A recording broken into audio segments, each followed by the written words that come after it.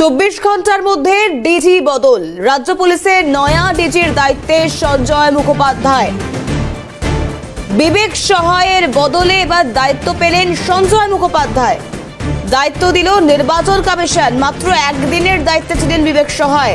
গতকালই তড়িঘড়ি কমিশনের অ্যাকশন। রাজীব কুমারকে সরিয়ে দেওয়ার নির্দেশ দেওয়া হয়েছিল, তারপর বিবেক সহায়কে করা হয়েছিল ডিজি।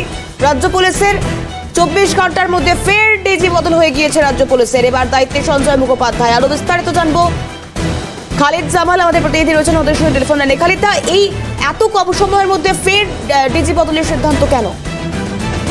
দেখো দিদি, প্রথমে তোমাকে জানিয়ে রাখি যে রাজীব কুমারকে সরিয়ে দেওয়ার পর কিন্তু স্পষ্ট একটা নির্দেশিকা জাতীয় নির্বাচন কমিশন দিয়েছিল, যেখানে বলা হয়েছিল যে অবিলম্বে ডেজিগনেটেড যে অফিসার একজন নিয়োগ করতে হবে।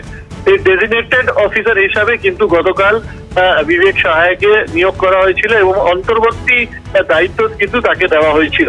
সেই অন্তর্বর্তী দায়িত্ব দেওয়ার কারণ ছিল যে যেহেতু এই ডিজির পদটা ফাঁকা রাখা যায় না, সেই কারণে কিন্তু তাকে দায়িত্ব দেওয়া হয়েছিল। কিন্তু যেটা দেখা গেল এবং মনে করা হচ্ছে, যেহেতু বিবেক সহায়ের যে চাকরির মেয়াদ শেষ হচ্ছে 31শে মে এবং নির্বাচনে যে কার্যবিধি সেটা কিন্তু আরো বেশি চলবে, সেই কারণে যদি তিনি 31শে মে আবার যদি অবসর নেন, তারপরে আবার নতুন করে কিছুদিনের জন্য একটা নতুন ডিজিকে নিয়োগ করতে হবে।